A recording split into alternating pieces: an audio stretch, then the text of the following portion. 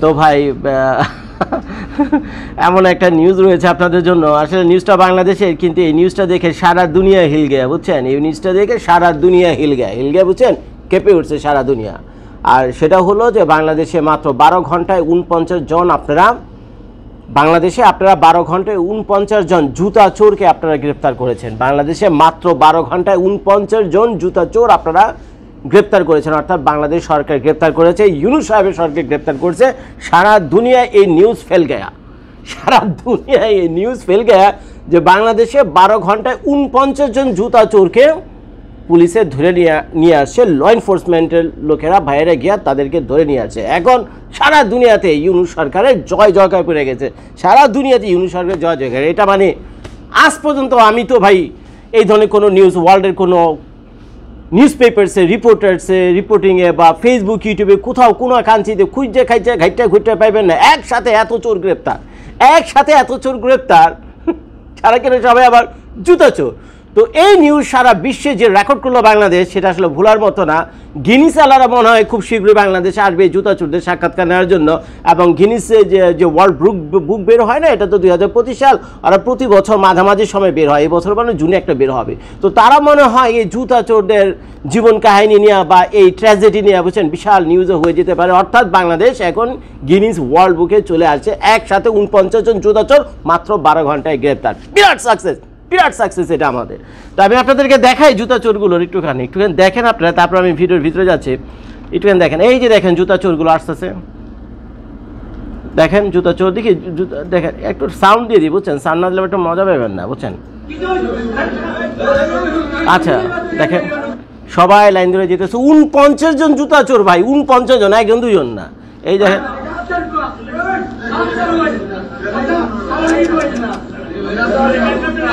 এবং তারপরে নিচে জুতা চোরদের ক্লোজ আপ একটা ছবিও দেওয়া আছে। কি ভাই শান্তি লাগতেছে, বুঝছেন? আজকে ভিডিওটা করে খুব শান্তি লাগতেছে যে না, বহুদিন পর একটা সাকসেসের মুখ দেখলাম আমরা, বুঝছেন? বহুদিন পর একটা সাকসেসের মুখ দেখলাম। বাংলাদেশের যারা কোটি কোটি টাকা পাচার করে ইউরোপ আমেরিকাতে চলে এসেছেন, সিঙ্গাপুরের টপ রিচেস্ট ম্যান হয়ে গেছেন, তারপরে অনেকেই শুনছি বিভিন্ন দ্বীপও কিনা ফেলাইছে, অন্যান্য দেশে গিয়ে এক একটা আস্ত দ্বীপও কিনা ফেলাইছে বাংলাদেশি নাগরিক। তার বুঝেন তাদের কাছে কি পয়সা করে আছে, তারা সবাই এইসব পয়সা বাংলাদেশের গরিব মানুষের পেটে লাথি মেয়েরা লুটপাট কইরা, ঠিক আছে, উন্নয়নের নামে লুটপাট কইরা। আমাদের পদ্মা ব্রিজের এক খাম্বা দেখায়, এক খাম্বার দাম ধরেন 10 টাকা, ওইটার বিল দেখাইছে 10 লাখ টাকা, বুঝছেন? এইসব লুটপাট কইরা টইরা চোখের সামনে যেমনি খুঁজছি সেমনি নিয়ে টিয়া গিয়া টিয়া বুঝতে পারেন আস্তে একটা দ্বীপই বলে কিনা ফেলায়। তারপরে ওই সিঙ্গাপুরের 10 জন ধনী লোকের ভিতরে বাংলাদেশে একজন, কানাডার বিভিন্ন এলাকায় টোটাল বাংলাদেশি কিনে নিয়ে নিয়েছে, পুরো জায়গা জমি বাড়িঘর সহ বেগম পাড়া হয়ে গেছে।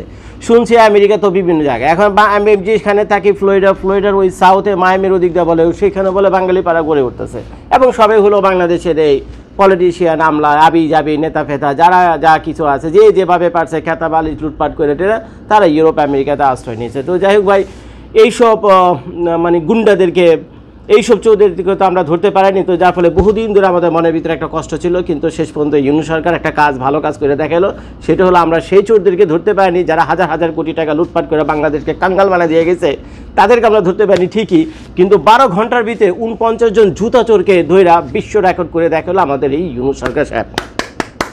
থ্যাংক ইউ একটা দিতেই হয় ভাই, থ্যাংক ইউ তো একটা দিতেই হয়। তো এখন যে কারণে ভিডিওটা করা, সেটা হলো জুতা চোরের কাহিনী না। জুতা চোররা যদি আমার এই ভিডিওটা, আমার মানে জীবনে আমি যতগুলো ভুল করছি, বুঝছেন, তার ভিতরে এটা একটা ভুল। জীবনে আমি যতগুলো ভুল করছি তার ভিতরে একটা বিশাল ভুল এবং বিশাল পাপ আমি এই ভিডিওতে আমি এটা সংশোধন করবো। সেটা হলো যে এই যে ইনফরমেশনগুলো আমি আপনাদেরকে এখন দিতে যাচ্ছি, আসলে ইনফরমেশনগুলো আমার আজ থেকে 3 দিন আগে দেওয়া উচিত ছিল। ভিডিও করে আজ থেকে 3 দিন আগে এই মেসেজগুলো বাংলাদেশের মানুষদের জন্য, সাধারণ মানুষদের জন্য, তৌহিদি জনতার জন্য এই মেসেজগুলো আমার দেওয়া উচিত ছিল, কিন্তু কেন যে দিলাম আল্লাহ জানে। এই জন্য বলে ভাই ভুল তো ভুলই, তাই না? আল্লাহ আমাকে মাফ করুক সেই ভুলের জন্য, কিন্তু সেই ভুলের সংশোধন আমি 3 দিন পরে করে দিই। যদি 3 দিন আগে করতাম তাহলে এই দুর্ঘটনাটা বাংলাদেশে ঘটতো না, বাটার দোকানেও লুটপাট হইতো না, তারপরে আপনার ওই কেএফসির যে ফ্রাইড চিকেনের যে দোকান, এইটাও লুটপাট হইতো না। তো এখন দেখেন, যারা কিনা এই লুটপাট করতে গেছেন তারা কিন্তু জানেন বাটার মালিক হলো কোনো না কোনো ইহুদি কোম্পানি, মানে ইসরায়েলি কোম্পানি। বাটার মালিক হলো কোনো না কোনোভাবে ইহুদি কোম্পানি, ইসরায়েলি কোম্পানি, এবং বাটা যে প্রফিট করে সেই প্রফিটের 100% চলে যায় হলো ইসরায়েলি। তো এই কনসেপ্টটা নিয়েই তো আপনারা বাটার দোকানে লুটপাট করতে গিয়েছিলেন।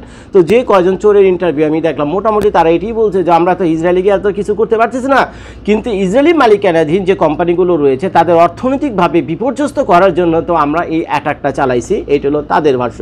কিন্তু অ্যাটাক করতে গিয়ে তারা দেখলো যে ওখানে হরেক রকম বিভিন্ন সাইজের, বিভিন্ন দামি কম দামি সব ধরনের জুতা মোজা ঢেঙ্গা সব কিছুই আছে বাটাতে, বুঝছেন।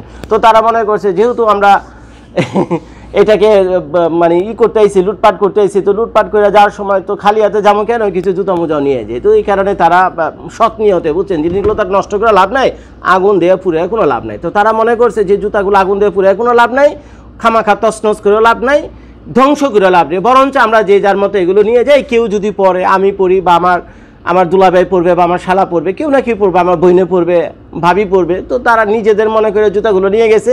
শুনলাম অনেকে জুতা বলে আবার নিজেদের সাইজ মতো লাগে না, কারণ সাইজ করে যে জুতাটা নিয়ে আসবে ওখান থেকে সে সময়টা তারা পায়নি, কারণ তারা তো লুটপাটে ভীষণ ব্যস্ত ছিল। তো পরে ফেসবুক মার্কেট প্লেসে তারা বলে আবার বিভিন্ন সাইজের জুতা টুতার অ্যাড ট্যাড দিয়ে বলে আবার অ্যাডও দিছে। ফেসবুক মার্কেট প্লেসে তো বেচে কিনা করা যায়, আপনারা জানেন, পুরনো জিনিসপত্র। তো সেইখান থেকে পুলিশ বলে 10-12 জনকে ধরে লুইছে। চিন্তা করতেন কোন অবস্থা। তো যাই হোক, তারা হলো সরল মনে, বুঝছেন, তারা একেবারে সরল মনে, তারা এত জটিলতার ভিতরে নেয়, তারা একেবারে সরল মনে ওইখানে ভাঙচুর করতে গেছে। পরে দেখছে জুতাগুলো নষ্ট হয়ে গেছে, পরে জুতাগুলো নিয়ে এসে তারা একটা ব্যবহার করার চেষ্টা করেছে। এটা হলো তাদের বর্ষ। তো যাই হোক, থ্যাংক ইউ দিতে হয় তাদেরকে। আর যারা কেএফসি লুটপাট করতে গেছিলো তারা গিয়ে দেখছে ওখানে প্রচুর পরিমাণে ফ্রাইড চিকেন। এখন এগুলো তো ভাই খাবার, বুঝছেন, খাবার তো রাস্তায় ফেলে দেওয়া যায় না। আর খাবার দোকানে যদি আগুন টাগুন লাগাই দেয় তারপরে তো পুরো দোকানটি ধ্বংস হয়ে যাবে। তো তারা বলছে যে না, আমরা দোকানটা আসলে পুরো ধ্বংস করতে চাই না, আগুন টাগুন লাগাইনি, আমরা শুধুমাত্র ভাঙচুর চালাইছি ওখানে। আর যেখানে যে হাঁড়ি পাতিলগুলো ছিল সেটা নিজেদের মতো করে নিয়ে এসে ফালা দিয়ে লাভ কিনে ভাই, রাস্তায় ফালা দিয়ে হাঁড়ি পাতিলগুলো লাভ কি, এগুলো তো পয়সা দিয়ে কিনছে বেড়া, কেউ না কিন্তু কিনছে, এটা তো ভ্যালু আছে একটা, বরঞ্চ আমরা এটা নিয়ে যাই।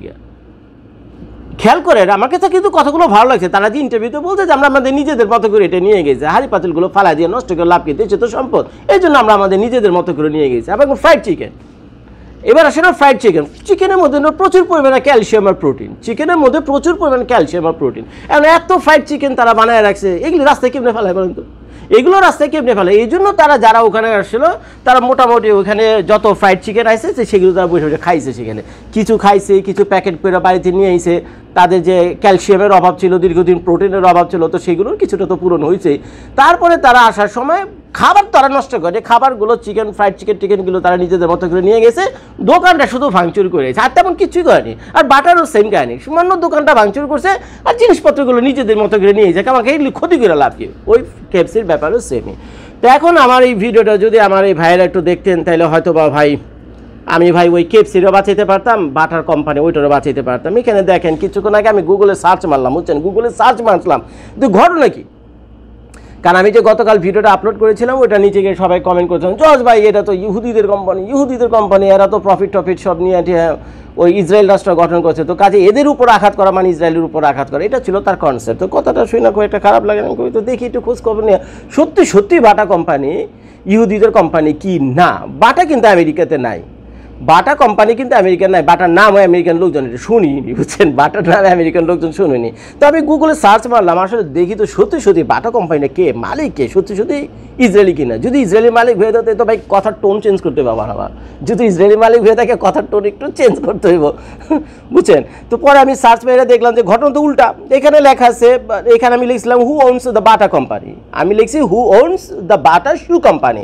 রেজাল্ট কি আসে, এখানে লেখা আছে Bata shoes or the Bata corporation is a family owned business founded in 1894, আজ থেকে প্রায় 140 বছর আগে এস্টাবলিশড হয়েছে বাই থমাস বাটা, বেচারার ডাক নাম ছিল Bata, and his siblings in Czechoslovakia.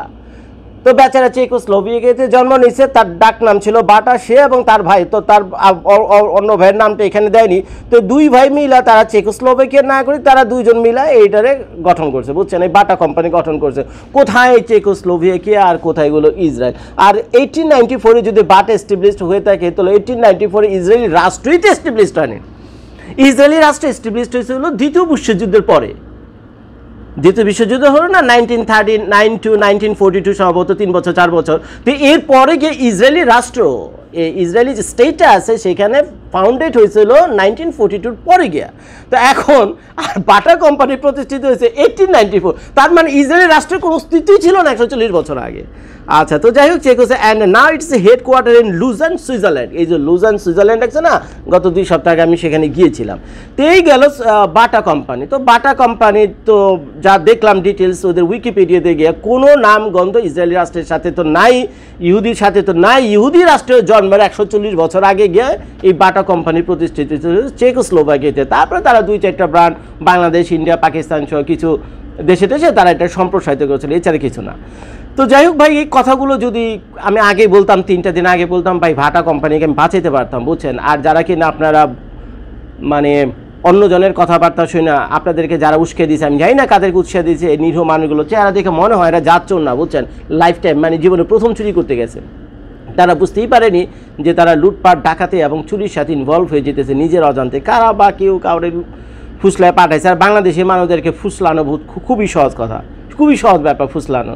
তো আমার এই কথাগুলো যদি আমি 3 দিন আগে বলতাম, তো বাটা কোম্পানিকে বাঁচাতে পারতাম। যতই ফুসলাম না কেন, তারা মানে বুঝতো যে না, এটার সাথে ইসরায়েলি কোম্পানির কোনো সম্পর্ক নাই। এবার আসেন হলো কেএফসি। দেখি ওই বাচ্চারা কী দোষটা করছে। কেএফসি ওয়াজ ফাউন্ডেড, এটা আমি লিখছি, who owns KFC fried chicken type করছি। দেখেন গুগল আমাকে কি দেখাইছে ওদের উইকিপিডিয়া থেকে, বলতেছে KFC was founded by colonel Harland Sanders 1890।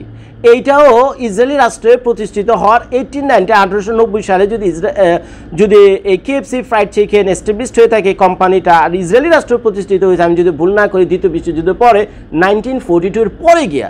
তো এইটাও ইসরায়েলি রাষ্ট্র প্রতিষ্ঠিত হওয়ার প্রায় 80 বছর আগে গিয়ে প্রতিষ্ঠিত হয়েছিল কেএফসি। তো এইটার সাথে ইহুদি জিউস খেপ না এলো আমি তো জানি না।